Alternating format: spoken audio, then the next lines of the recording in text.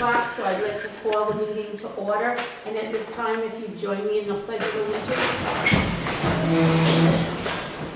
I pledge allegiance to the flag of the United States of America and to the republic for which it stands, one nation, under God, indivisible, with liberty and justice for all. Roll call. Kathy Tendrich. Madeline Priscilla, Virginia San Pietro. Becky Hewitt. Item D is to approve the meeting minutes from May 1st, 2019. I make a motion that we approve the minutes from May 1st, 2019. I'll second. All in favor? Aye. Opposed? Motion carried to approve the meeting minutes from May 1st, 2019.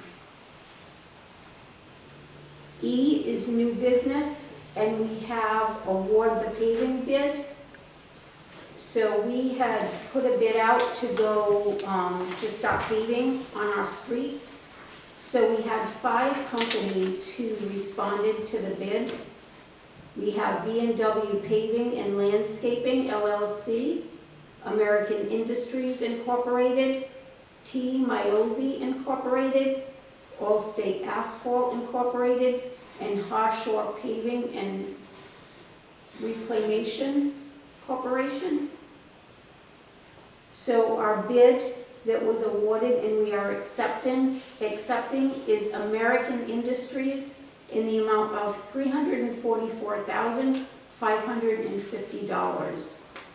So the roads that are going out to be paved are Fillmore, Loy Street, Mechanic Street, Barber Hill, High Street, Moosup Pond Road, Weston Road, Bishop Crossing, Tar Rocks Road, and Pine Street. So it's approximately 3 miles, all the roads together is approximately 3 miles. So I'll make a motion that we approve the bid received from American Industries of $344,550. I'll second that. All in favor? Aye. Opposed? Motion carried to award the paving bid to American Industries Incorporated for $344,550.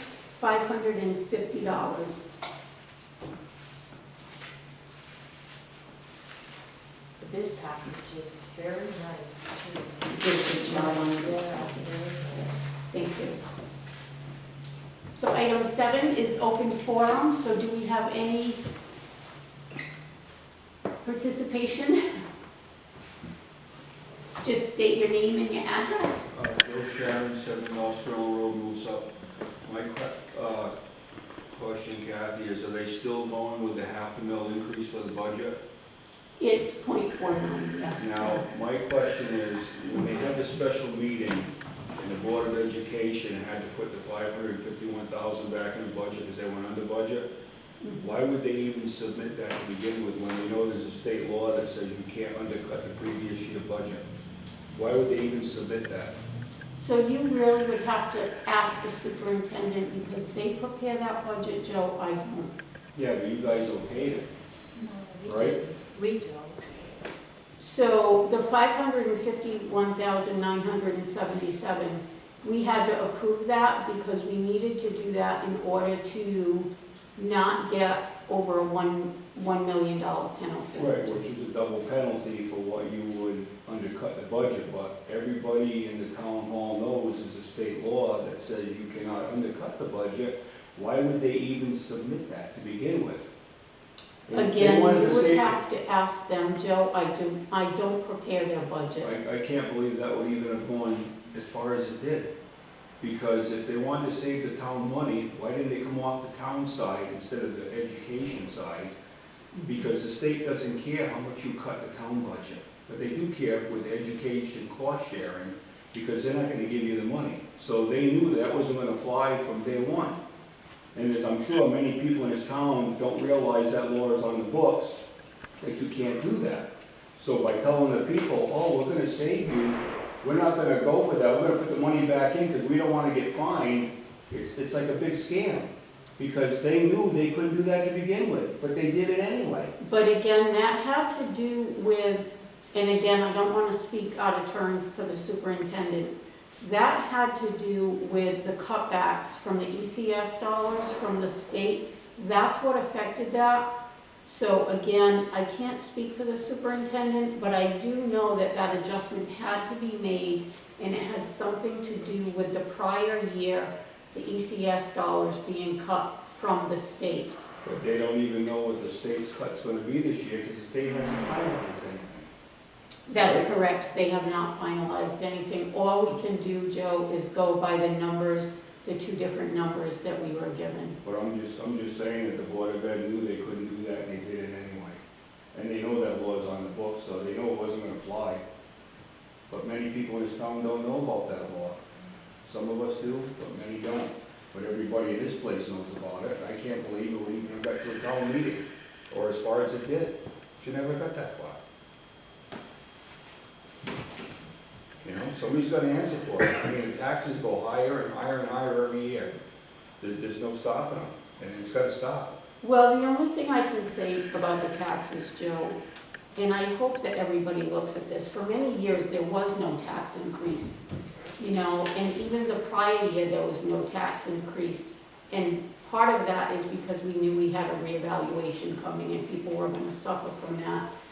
But I always ask people, look at your budget every year when you do your budget. Your expenses go up, the town's expenses also go up. So when you have 5 or 6 years in a row where you don't have even a little bit of an increase, how are we supposed to carry all the burden of the increases that you have the salaries, you have the utilities, you have the heat? But So a lot of reasons you don't have the increases because you have increased revenue. So our taxes may not go up, but you have the extra money to pay for the difference because you have But extra not revenue. every year But you not do every year. because of the But state you know, in your own cuts. home budget, if you're running low on something, you don't keep spending. You take from something else. So if the Board of Ed wants their increases every year for the teachers, and they always say it's about the kids, then turn around and say, you'll take a wage freeze then, because it's either that or your peers are gonna get laid off. I told them right Again, I can't speak for the board. No, I understand that, but I told them right along, I said, if you increase class sizes to 30 to 32 kids a class, like it was when we were in school, we all learned, teachers didn't have paraprofessionals, you could cut probably 2 teachers per grade. And that'd be 24 teachers you wouldn't have to pay a pension for, you wouldn't have to pay workman's comp for, you wouldn't have to pay insurance for, or salaries. That saved you about $1.5 million right there. But nobody wants to listen because they keep saying it's all about the kids. It's not about the kids, it's about their wallet. We're not stupid. I can't speak for No, I understand. but I appreciate your comments. Thank you. Yeah. Thank you. Thank you. Any other comments? Art Gagney, Central Village. American Industries was awarded the bid. Was that based on the lowest bidder? Yes. Okay. Any other comments? Robert Smith, Plainfield. Who decides what roads get done? So what the highway crew does is they keep a list of all the roads that have been done, and they're on the roads all the time, as you know. So they keep a list of what roads are in worse repair or need the repair the most, and those are how they choose the roads. Well, this seems, compared to how Moosa Pond Road looks compared to North Main Street, South Main Street. I would think South Main Street would probably need more work. Well, one of the things with South Main Street you have to remember is that was the company that did that work. So I know that I talked to the highway crew, actually him and I were out on the road, and they're gonna be talking to the company that actually did that work. Okay, because they did a terrible job. It's Oh, I know, It's hideous. I agree with you there. Okay. Any other comments? Well, thank you all for your comments. So at this time, we will look to adjourn. I'll make a motion, we adjourn. I'll second that. All in favor? Aye. Opposed? Motion carried to adjourn the May 13th, 2019 Board of Selectmen regular meeting at 7:09 PM.